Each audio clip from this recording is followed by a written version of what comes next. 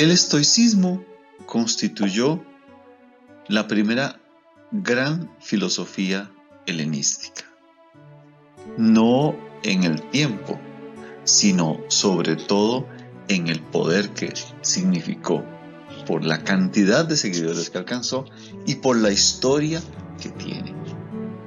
Hablamos de Stoa tratándose de un pórtico. Stoa efectivamente es el pórtico llamado poilike. Un pórtico es una especie de corredor como ese que ven ustedes en ese dibujo. El grupo estoico se reunía precisamente en un espacio así que tenía pinturas. Por eso es que nosotros le llamamos estoicos a estos. Dentro de los estoicos hay muchas variantes, porque ya les decía, son muchos los estoicos y tienen una larga historia. Pero hay una clave fundamental en esta filosofía. Se trata de un sistema de pensamiento. Es la primera vez que vemos un grupo de pensadores que considera que tiene que haber en las distintas partes de su propuesta teórica una consistencia. Tiene que haber buena relación. Hemos tratado de mostrarlo en el epicureísmo, pero es claro que por lo menos entre ellos hay una distancia importante entre lo ético, que supone una continuidad, una estabilidad, y lo físico, que por el contrario está cambiando. Todo el tiempo está dando tumbos porque es azaroso, porque implica básicamente un mundo en el que todo es inseguro y del que yo me tengo que resguardar precisamente por la vía de la ética. En el estoicismo no es así. Conocimiento, física y ética están correlacionados. Una notita a propósito de esto. ¿A quién se le ocurrió reducir la filosofía a 3 áreas? Posiblemente esto surge de Genócrates, uno de los pensadores de la academia, que precisamente puso esos énfasis. Por lo menos a él se le atribuye, aunque Genócrates está más o menos en esta época también produciendo. Es de alguna manera el resultado de la evolución posterior a las escuelas de Aristóteles y Platón. Repito, 3 grandes énfasis. Hacia el problema del conocimiento y la lógica y el lenguaje, luego el problema de la naturaleza, que constituye lo real, qué es lo divino, qué es el ser humano, y después el sentido de lo práctico, cuál es la realidad más adecuada para vivir, con énfasis no en lo político, sino más bien en lo que uno vive individualmente o en su comunidad específica. Valga hacer algunas aclaraciones de frente al epicureísmo, porque verán que al final se parece, pero en la base realmente es muy diferente. Entonces quería poner énfasis en las distinciones entre estoicismo y epicureísmo. Fíjense, para el epicureísmo la realidad toda es material. En el estoicismo es vital, o sea, lo importante es que vive, que tiene una especie de espíritu lógico, curiosamente lógico, porque es un logos espermáticos que le da vida a todo, el que rige las cosas y las ordena. El epicureísmo es determinista, porque todo está, a final de cuentas, determinado por choques entre partículas, y llamamos determinista en el sentido de que al final todo es lo mismo, ahí no hay cambios, porque el ser es lo que es, el átomo, y todo lo que ocurre son acontecimientos azarosos, esporádicos, que por supuesto pueden cesar de ser en cualquier momento. En el estoicismo, en cambio, todo se enrumba hacia un fin. Se trata de una filosofía que piensa que es posible alcanzar una plenitud y que todas y cada una de las cosas que hacemos y tenemos que hacer deberían guiarse por una razón universal. En el epicureísmo, los mundos son muchos, infinitos, indeterminados. Nosotros no sabemos, recuerdan que están multiversos, decíamos en la clase, y además intersticios, donde estaban los dioses. Bueno, en el estoicismo hay un mundo y está perfectamente organizado y tiene un gran señor, un logos, es una especie de Dios que lo rige todo. Y en el epicureísmo la materia es indivisible, porque son átomos. En el estoicismo la materia es más bien infinitamente divisible. Hay un continuo en esa realidad.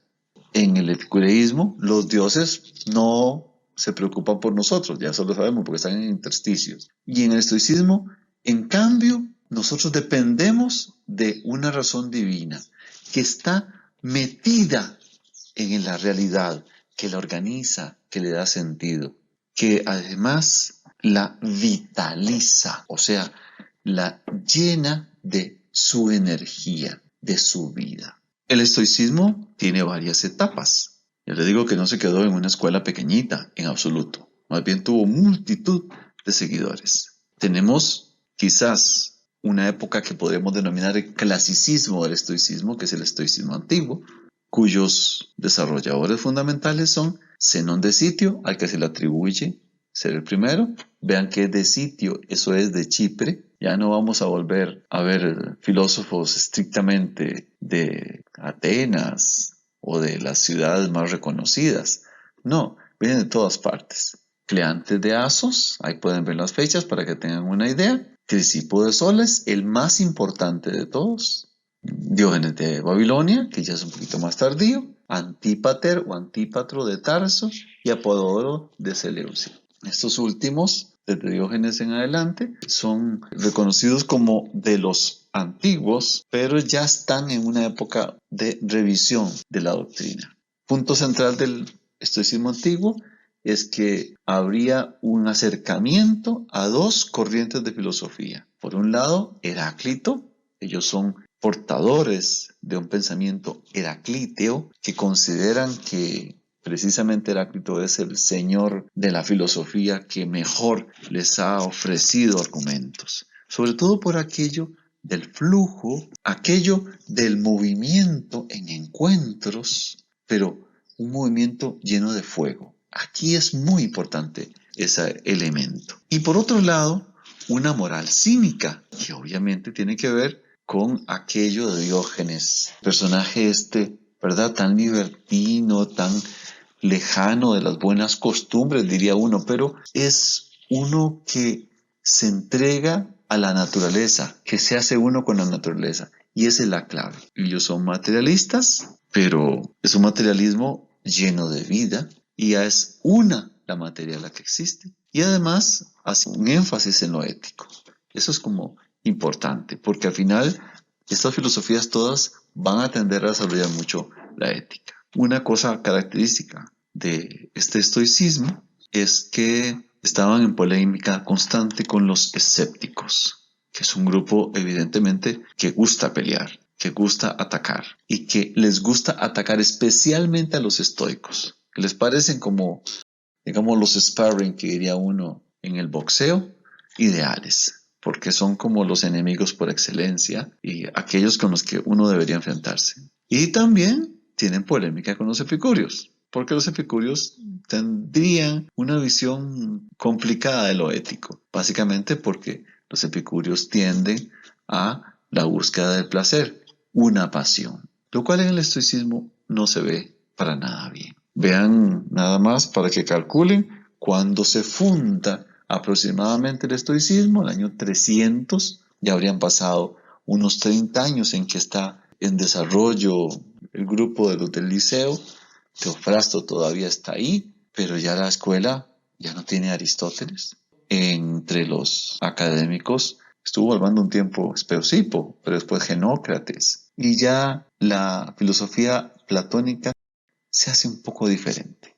Tenemos luego un segundo momento importante del estoicismo que llamamos el estoicismo medio, muy relacionado con el final del siglo II antes de Cristo y sobre todo desarrollado en el siglo I antes de Cristo, con personajes de alto reconocimiento, entre ellos Panecio de Rodas y Posidonio de Apamea. Fíjese que estos dos personajes son sobre todo recogidos por Cicerón, quien es un seguidor, por lo menos en la parte ética, del estoicismo. ¿Qué es lo típico del periodo medio del estoicismo? Bueno, en principio hay un distanciamiento de las corrientes puras del estoicismo y se empieza a buscar una mezcla con las éticas de Platón sobre todo y algunos elementos de Aristóteles. Posiblemente uno de los que dio unos primeros pasos en eso fue Boeto de Sidón. Pero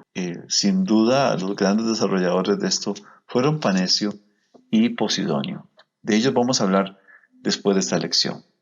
Hay finalmente un estoicismo que llamamos romano, básicamente porque empieza con Séneca y termina con Marco Aurelio, y que también se suele llamar estoicismo nuevo, que pone énfasis, ahí sí muy claro, en lo ético. Hay una crítica importante a aquellas posiciones no éticas o no declaradamente responsables. Personajes fundamentales: Séneca, de quien tendremos una lección; Musonio Rufo, que apenas es mencionado; Epicteto, del cual tenemos textos; y Marco Aurelio, de quien tenemos al menos un libro. El mejor escritor de todos ellos, sin duda, es Séneca, el que tiene muchos escritos. Es muy, muy importante. Y vean que ya nos pasamos a años después de Cristo. Esto es significativo porque realmente se da un cambio. Y sobre todo ese énfasis en lo romano es clave.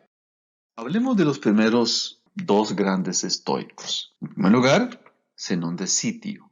Recuerden que esto es en Chipre. Habría nacido aproximadamente en el año 336 a.C.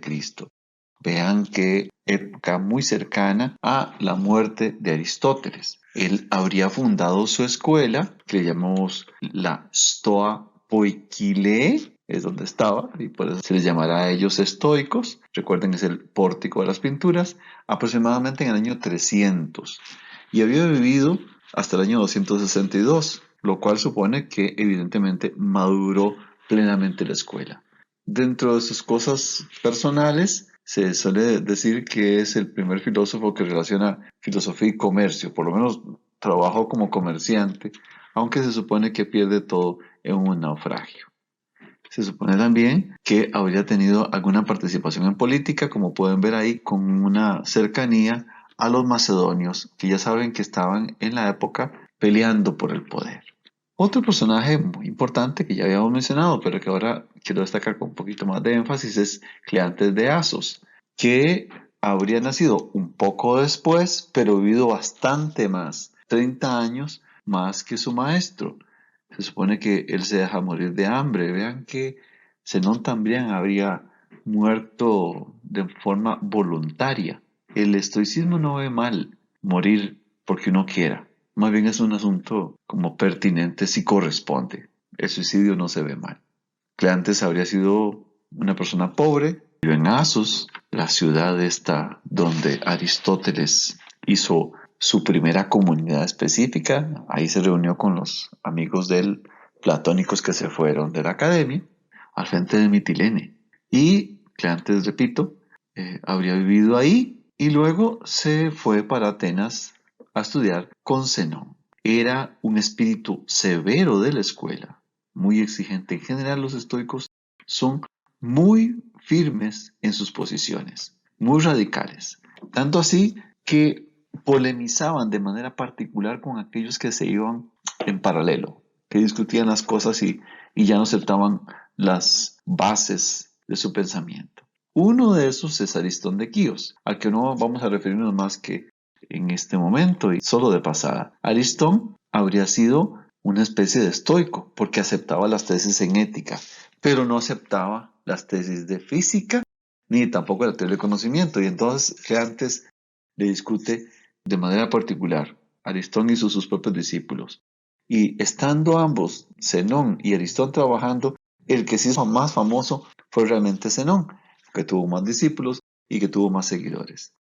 Pero ya les digo, no porque Aristón fuera mal filósofo de segunda, simplemente porque tenían posiciones diferentes y quizás habría más coherencia en la posición de Zenón. Él habría sido Cleantes, escolarca de la escuela, por lo menos hasta el año de su muerte, el año 232, desde la muerte de Zenón, que habría sido, repito, el inaugurador de la escuela. Sin duda el más importante de todos los estoicos, sin embargo, no es ni Zenón ni Cleantes, sino Crisipo de Soles. Recuérdense que Soles es también en Turquía. Si se fijan, este estoicismo está muy relacionado con Turquía, porque estamos hablando de costas cercanas a Turquía, como en el caso de Chipre, o la Tróade, que es donde está Asos. Tróade se llama porque está cerca de Troya. Y Soles, que ya les digo que está en Turquía. Este habría nacido más adelante, 281 o 277, y muerto en 204, 208, 204, eso es para hacer un cálculo. Habría sido el tercer escolarca de la escuela y sin duda el más productivo de todos porque tiene una cantidad de horas impresionante. Se supone que habría escrito 705. ¿Qué tenemos nosotros ahora? Puros fragmentos. De ningún estoico tenemos una sola obra, por lo menos estos tres. Él aceptó la ciudadanía ateniense, lo que significa que se volvió efectivamente uno más de esta comunidad. Se supone que habría hecho un trabajo especial como uno de los intelectos analíticos de la escuela. Básicamente desarrolló lógica, pero también toda la argumentación sobre el lenguaje y sobre los enfrentamientos que tenían con los otros. Es quizás uno de los más importantes por la posición firme que tenía de frente a los que polemizaban con ellos. Básicamente los escépticos y de alguna manera los epicúreos. Lo más importante de su estudio, lo más significativo es que se dedica de manera especial a atacar al escepticismo. El escepticismo en su vertiente académica, porque los académicos, o sea, los discípulos de la escuela de Platón, estaban desarrollando unas tesis que eran insoportables para cualquiera que fuera consistente en filosofía. A propósito de esto, definamos qué es precisamente filosofía. Bueno, en primer lugar podemos decir que una disciplina enciclopédica. ¿Por qué? Porque trata un conjunto de temas enorme en la ciencia de las cosas humanas y divinas. Como se dice en griego, Theion te kai anthropeion episteme. Es un saber de una amplitud enorme, pero con tres énfasis particulares: lógica, física y ética, como ya habíamos visto atrás. Las tres líneas de desarrollo, estas que estamos diciendo, tienen que ver con elementos de el lenguaje y del establecimiento de los criterios en el caso de la lógica, sobre todo para poder hablar de conocimiento.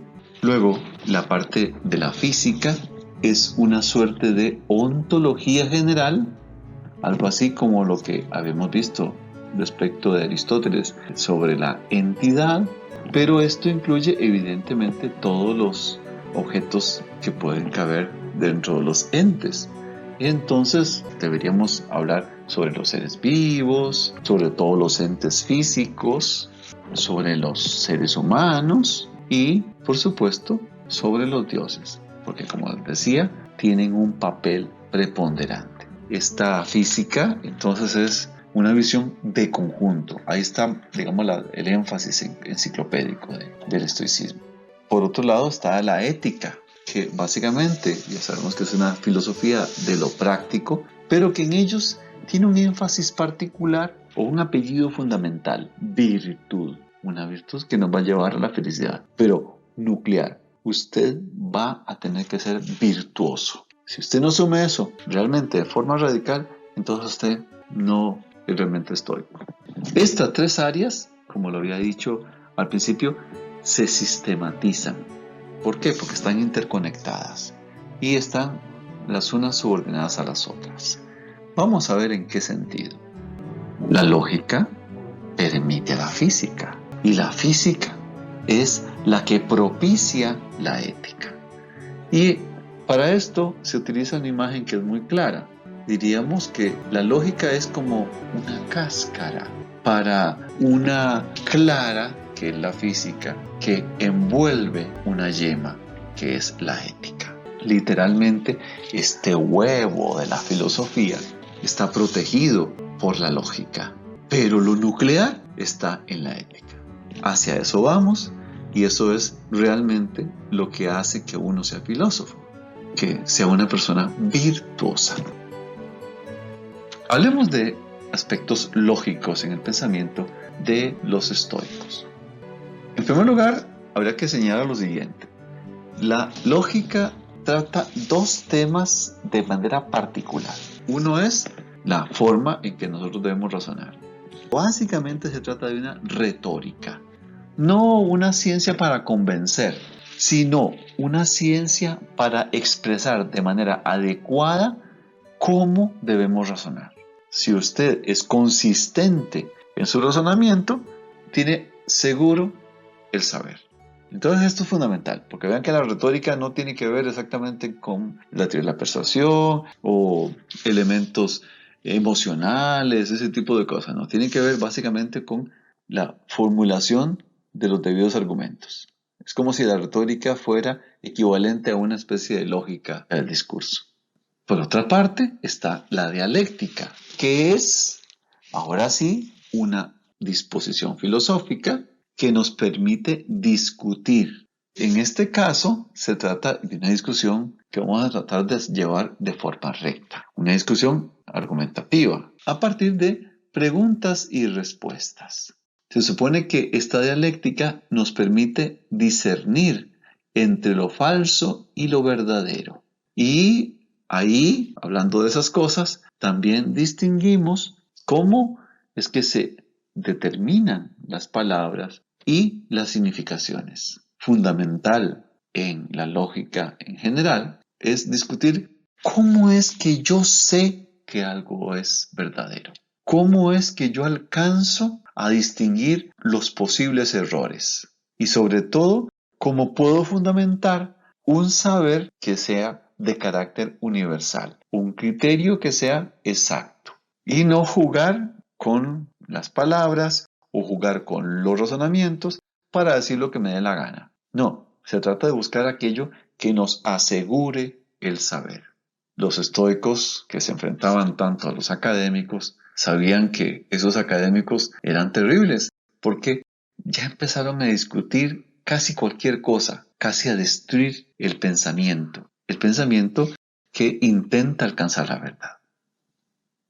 Para hablar en el sentido estricto de esta lógica o de este conocimiento, recuerden que la lógica aquí tiene que ver con argumentación, tiene que ver con palabras, pero también tiene que ver con verdades. Y no hay mayores verdades que los hechos. En Argüella son precisamente hechos. Pero para hablar de hechos, podemos hablar de dos vías. El hecho que yo reconozco desde el punto de vista empírico, cuando conozco las realidades que se me presentan en el ámbito de lo sensible, y las realidades que me llegan al intelecto. Esos hechos, esas evidencias que me llegan a mí, al intelecto, son fundamentales. ¿Por qué? Porque con ellas surge una objetividad que me permite a mí no solo comprender lo que está ocurriendo, sino prever lo que puede ocurrir. Entonces, lo que vamos a buscar son enarguia. Enarguia son criterios rigurosos que nos permitan reconocer la evidencia. Es decir, vamos a tratar de buscar lo contundentemente cierto. Y a ver, desde el punto de vista cognitivo, ¿qué es seguro? ¿Qué es enarguia? ¿Qué es un hecho que yo no puedo negar? Bueno, empecemos por lo más simple, por las, como se dice en griego, koinai einoiai. Esas son las nociones básicas, las comunes, las que todos tenemos. Son absolutamente primordiales. Dos sencillas. Uno, que existe bien y que existe mal. Algo que es bueno, todo el mundo lo debe conocer. Bueno, pero tenemos disputas sobre lo que es bueno y lo que es malo. Sí, pero hay que reconocer que existe el bien y que existe el mal. Ahora otra que es muy clara, que Aristóteles puso énfasis y con razón, el principio de no contradicción, ¿verdad? Que una cosa sea y no sea en el mismo sentido y al mismo tiempo dos cosas distintas. Bueno, ese principio de contradicción es absolutamente fundamental. Entonces hay un conjunto de nociones comunes. Esas son tan primarias que nos sirven a nosotros para pensar en general. Otro criterio fundamental, otra evidencia un hecho contundente, es lo que percibimos. Por supuesto, se dirá, no, mire, ¿cómo va a ser si las percepciones son inseguras? Nosotros podemos cambiar según estemos a cierta distancia o cuando uno, digamos, tiene mal los ojos. Bueno, vea, diría un estoico, si usted tiene mal los ojos, pues compóngaselos, trate de arreglarlo. Y si no, reconozca que no está viendo bien. Pero el que está viendo bien, que tiene sano su cuerpo, sabe lo que ve. Y es cuestión nada más de que reconozca la verdad. Y si usted está a una distancia suficiente y dice que no ve, eso que está haciendo ser loco o que simplemente no le pone atención. Nosotros tendríamos que reconocer esa evidencia. Esto es polémico, pero es todavía más polémico el tercer punto de lo evidenciado. Para un estoico hay representaciones comprensivas, juicios que diríamos, o conceptos que uno debería aceptar, que, por decirlo así, me obliga a aceptar la misma racionalidad que tengo. Llamamos representaciones comprensivas o catalépticas aquellas en las que se ha reconocido o se tiene que reconocer una evidencia, sea por la vía del razonamiento o sea por la vía de la inferencia a partir de datos concretos. Si usted no quiere reconocer eso, es porque usted posiblemente es necio. Y eso es fundante de la falsedad. Procedamos a establecer cómo es que se da el desarrollo del conocimiento verdadero. Recuerde que es el conocimiento verdadero aquel que se alcanza gracias a la cenarguía, ¿verdad? Porque hemos pasado ahí del reconocimiento de qué es lo que me llega a mí intelectualmente, qué es lo que me llega por medio de los sentidos y qué es lo que yo debería razonar a partir de esos datos que tengo ahí a la mano, que es precisamente lo que alcanzo como conocimiento cataléptico o seguro o, digamos, debidamente razonado. Muy bien, pero aclaremos el proceso. Fíjese, yo sé que tengo una mente. Ese es mi yo. Una mente. Le decimos nous en griego, ¿recuerdan? Bueno, para un estoico, la mente es más bien un hegemonicón. Ahí está escrito en griego. Fíjese, hegemonicón significa el hegemónico. Básicamente porque es el que manda, el que establece criterios o entiende o maneja la situación. Este hegemonicón, esta mente, este nous, al principio de nuestra vida está en blanco y paulatinamente, conforme van llegando los datos a los sentidos, va alcanzando saber.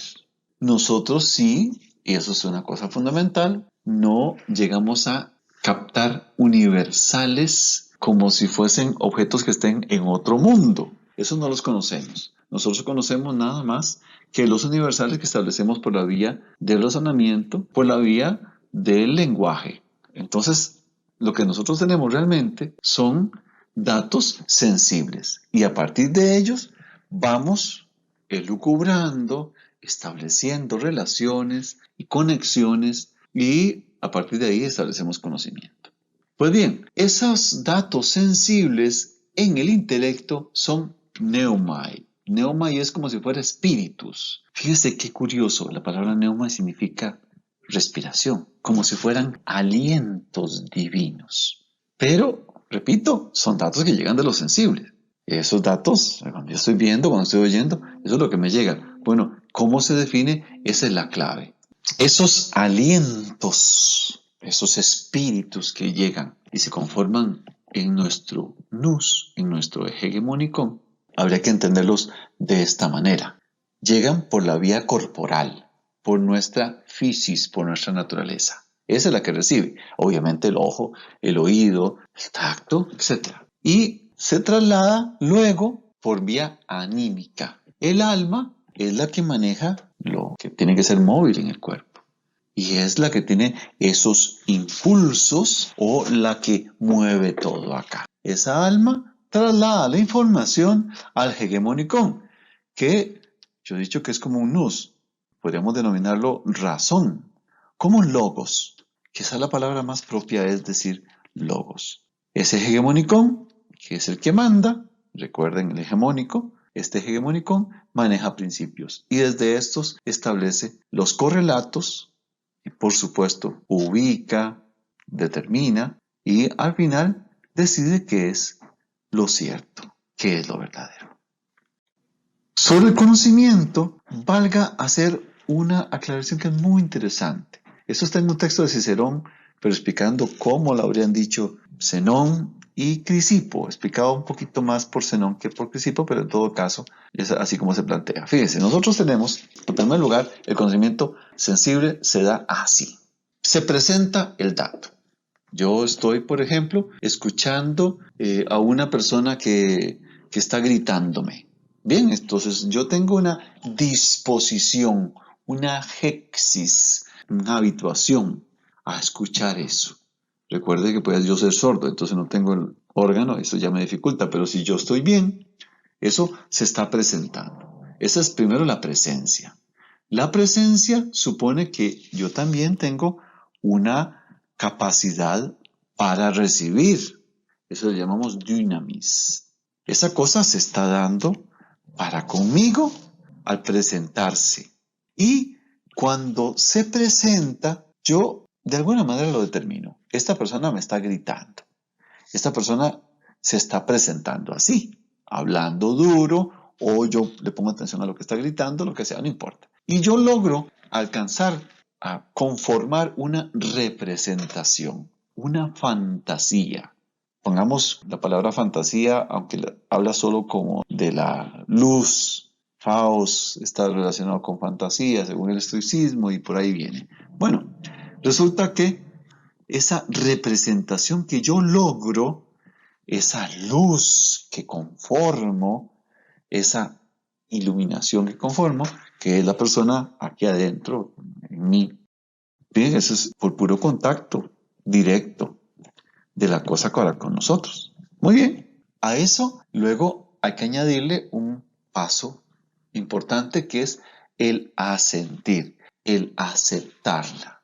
Aceptarla porque cabe la posibilidad de que lo que se esté manifestando no sea cierto. Yo estoy viendo a una persona gritando, pero en realidad lo que está no es, por ejemplo, gritándome a mí, sino que está llamando a alguien que está más lejos que yo. Bueno, entonces yo tengo que asentir en el sentido de esa aceptación de lo que está aconteciendo, como reconocer algo de eso que está llegando. Después tendríamos una comprensión. Cuando yo asiento, yo reconozco, pero no necesariamente entiendo. Cuando entiendo, cuando comprehendo, como se dice con H intercalada, es como cuando amarro y sostengo eso con firmeza. Que eso se llama en griego catalepsis. Ya esa palabra la habíamos visto de alguna manera en el epicureísmo, solo que ahí vimos la prolepsis, ¿verdad? Que son anticipaciones. Bueno, la comprensión es esa catalepsis, es una captación ya en el sentido más estricto. Recuerden, el conocimiento cataléptico es este, cuando yo comprendo. Y yo comprendo a partir de que tengo un buen procedimiento cognitivo, adecuado razonamiento y además adecuados sentidos y adecuadas representaciones de lo que se está dando. Y finalmente tengo un saber. El saber que podemos denominar ciencia es cuando yo ya acepto dentro de mí aquello que se hace absolutamente evidente. Esto lo explicaba Cicerón respecto de Zenón. Dice Cicerón que Zenón decía que la fantasía era como cuando la cosa se nos presentaba en la mano. Por eso puse esa imagen de una mano ahí. Se está presentando ahí el objeto. Yo estoy viendo a esa señora gritar. Y dice, cuando ya asiento, doblo un poquito los dedos. Ven la segunda imagen, a la derecha, esos dedos dobladitos. Ya ahí la señora que yo he representado no se me va a ir.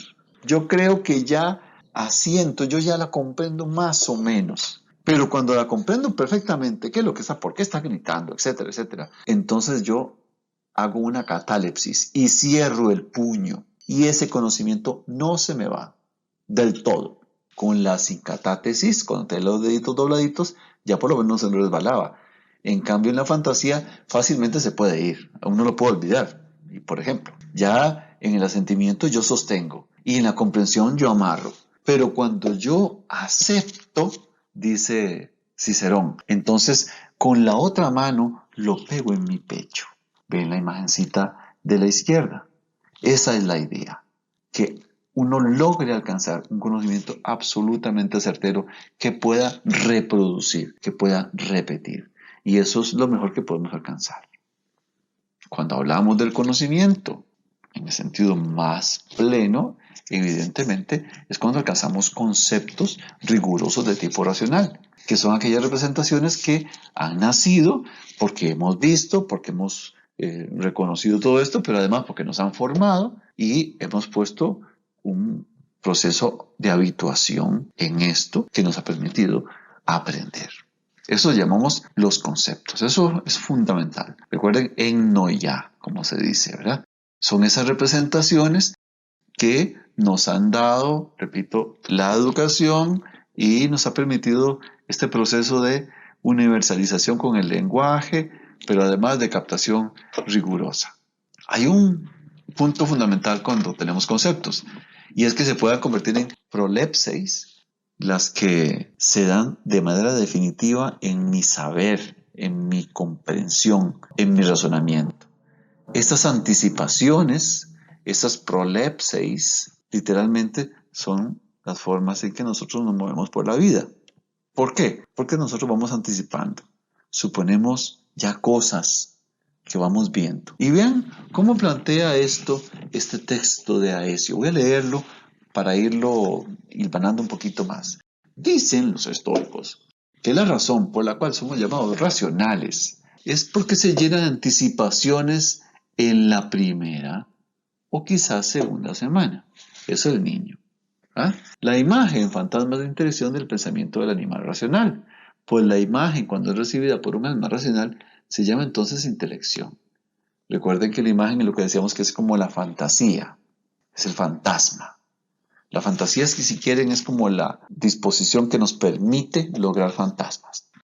Y se llama entonces, cuando es recibida por un alma racional, ese fantasma, se llama entonces intelección. Algo así como noesis.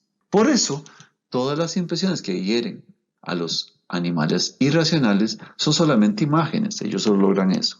Todas las que sufrimos nosotros y los dioses son imágenes en cuanto a lo que respecta al género e intelecciones por lo que respecta a la especie. ¿Por qué? Porque las convertimos en procesos de universalización. Ese es más o menos el asunto. Entonces, hagamos de nuevo una síntesis del proceso. Yo conozco cosas inmediatas. A mí me han contado cosas, me han formado para entender esas cosas inmediatas. Me dicen, esa señora me está pegando un grito. Sí, uy, puede ser que esté enojada, puede ser que sea yo el culpable de todo eso, o puede ser que la señora esté loca. Ya está, me está gritando y ya está. Bueno, resulta que yo cuando empiezo a ver eso, me conformo en mí una imagen, un fantasma, y desde ese fantasma empiezo a ver cómo lo reelaboro. En esa reelaboración se hace el proceso intelectivo. Y recuerda uno señoras gritando, recuerda gente enojada, y recuerda gente, y entonces dice, esa señora está en esta situación. Y vean que entonces vamos a captar por la vía precisamente de los géneros y las especies. ¿Por qué? Porque nosotros universalizamos, a final de cuentas. Un problema muy lógico que cualquiera podría discutir a propósito de la naturaleza del lenguaje, que hemos visto que es un elemento central en el desarrollo del conocimiento, es si no se trata de algo estrictamente convencional y por lo tanto que hacemos como queremos, lo usamos a gusto. Bueno, precisamente los estoicos tratan de establecer una filosofía del lenguaje. ¿Para qué? Para que se adecue a lo que ocupamos. Recuerden, estamos tratando de hacer una lógica, una criteriología, un modelo de conocimiento para que nos sirva para comprender la realidad. Una realidad que debería sernos transparente. Entonces vamos a ver algunos elementos de esa teoría del lenguaje. En primer lugar, recuerden, el hegemonicón domina los sentidos y los neuma que estos producen, sin duda, se dirigen, tienen como meta la llegada al hegemonicón.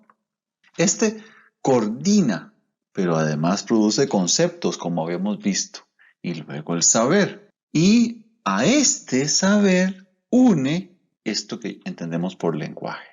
Precisamente las palabras no son estrictamente convencionales, tienen que ser el fruto de lo que permita describir la naturaleza. Por eso es muy importante para los estoicos definir la etimología de las palabras, por las cuales uno podría llegar a conceptos que correspondan con la naturaleza. Vean que esto es muy interesante porque muchas veces nosotros no le damos el valor adecuado a esas etimologías. Yo en este curso he intentado hacerlo, tal vez es un espíritu estoico, pero en cualquier caso se trata de lo siguiente, se trata de ver en qué medida las palabras reflejan lo que corresponde a la naturaleza. Los estoicos distinguen, a propósito del lenguaje, lo que ellos llaman el verbo interno del verbo externo y la voz. El verbo interno es el que se produce por parte del hegemonicón, del logos, que tiene un concepto o una imagen que le ha llegado y entonces eso es lo que se produce en ese nivel. Después tenemos un verbo externo. A este verbo inicial que llama interno, se le une entonces un nombre, que eso sí puede ser convencional, el nombre, pero no lo que vino inicialmente, no lo que se produjo en esa relación con los neumas o con los conceptos. Y una vez establecido ese nombre, que podríamos decir que puede ser imaginario, que puede ser convencional, un nombre posible, entonces exteriorizamos la palabra. En otras palabras, permítame decirlo así, cuando yo digo, por ejemplo, esto es un mono, evidentemente el mono me llegó a mí por los sentidos, lo vi, a lo mejor lo olí, si se quiere, hasta lo conceptualicé y dentro de mí surge entonces esa propensión comprensiva, lingüística, que es ese verbo interno y que determina cuáles son las unidades de sentido de ese neuma que tengo. A eso le añado un nombre imaginario, mono, monkey, como quieran ustedes llamarlo, en el idioma que quieran. Y una vez hecho ese proceso, entonces, ahora sí, le decimos, esto es un mono, y esa es la palabra, exteriorizada.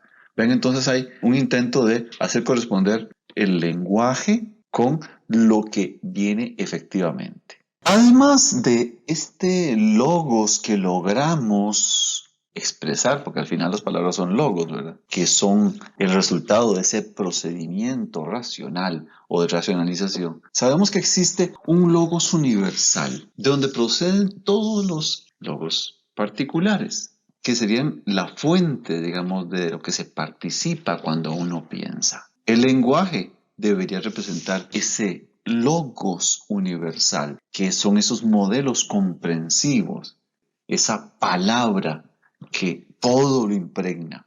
Ya veremos que eso en física significa que lo impregna de vida, pero aquí de comprensión, de comprensibilidad. El lenguaje entonces es una representación de aquella compleja comprensión, de aquella compleja estructuración lingüística que el propio cosmos, que el propio universo, que la naturaleza toda, de alguna manera expresa. Veamos para terminar algunos elementos de la lógica estoica. Hay que decir que la lógica del estoicismo es muy importante para la historia de esta disciplina particular. En primer lugar, la lógica es efectivamente algo que tiene un cierto carácter autónomo. La lógica sería la teorización sobre el logos.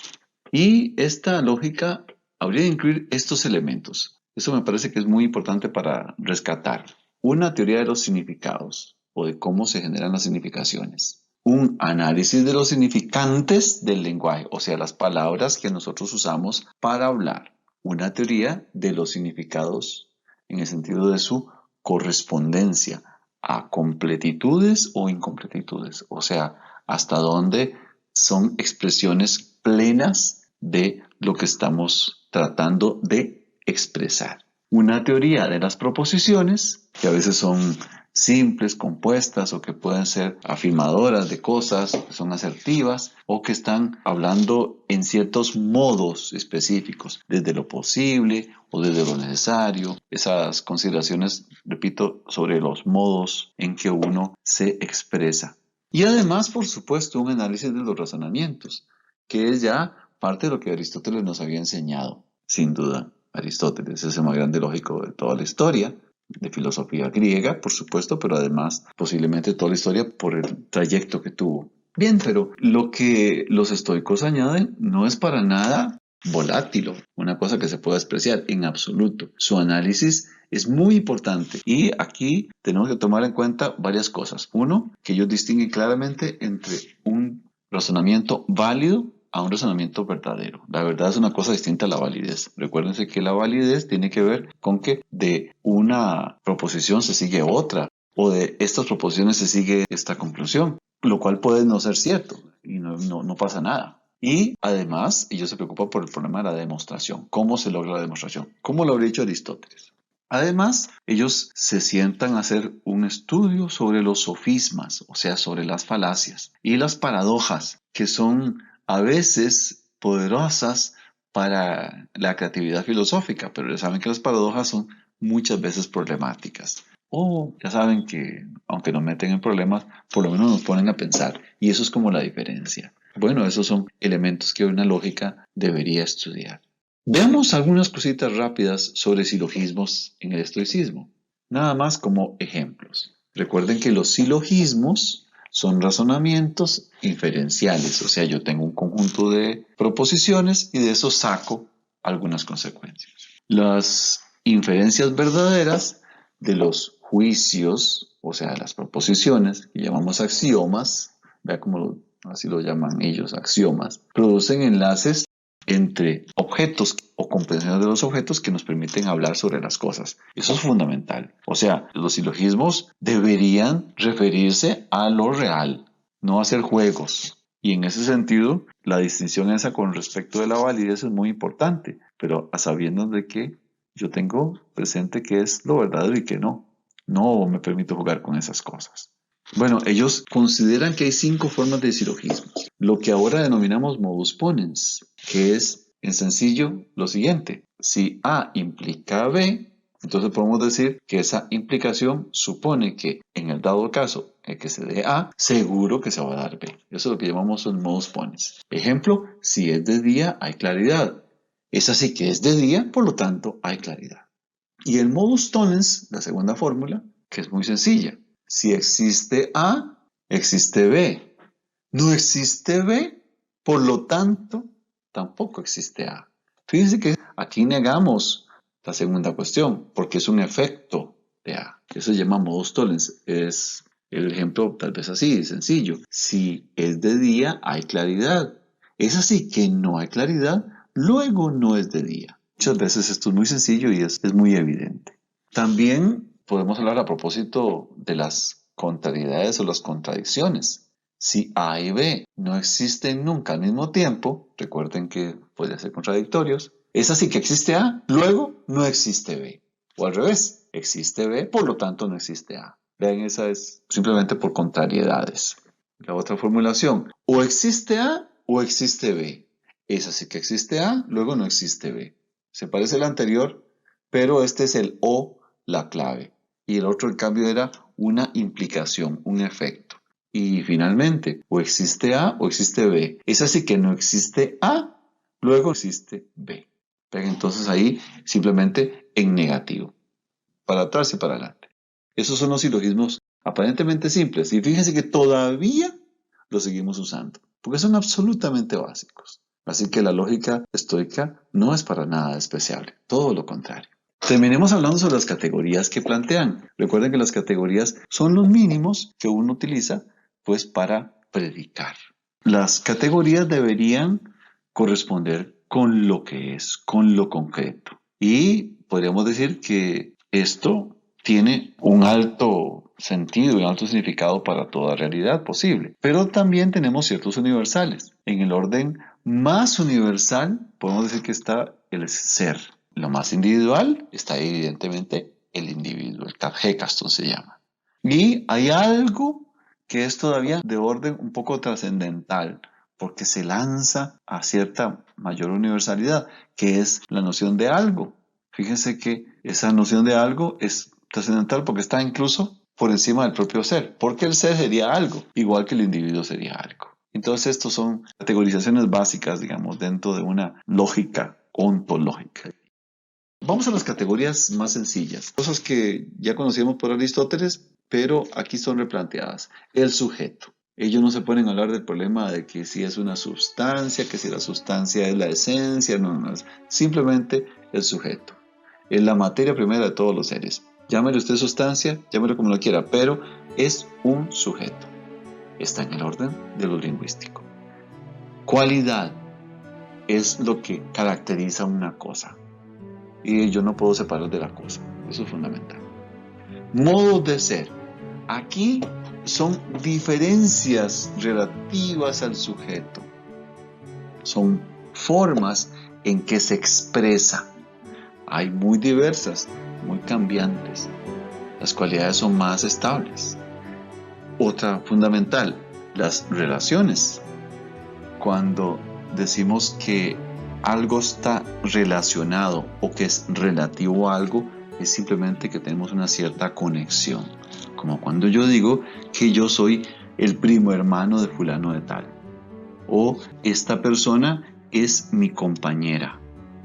O aquel es yerno de no sé quién. Esas son relaciones. Es muy claro, ¿verdad? Es muy transparente. Vean que las categorías son muy simples. Sujeto, las cualidades que tiene el sujeto, los modos de ser de él, que recuerde que esos son cambiantes, y las relaciones que a veces son terminaciones que pueden ser muy significativas, como ser hijo de, y uno no deja de ser hijo de, pero que otras veces puede hacer que sean esporádicas. Y esas categorías son clarificadoras de cómo comprendemos el mundo. Y así cerramos esta lección muy rápida de la lógica estoica, pero también de cómo se entiende filosofía y cómo se entiende este mundo del logos, que va a ser fundamental para comprender toda la realidad.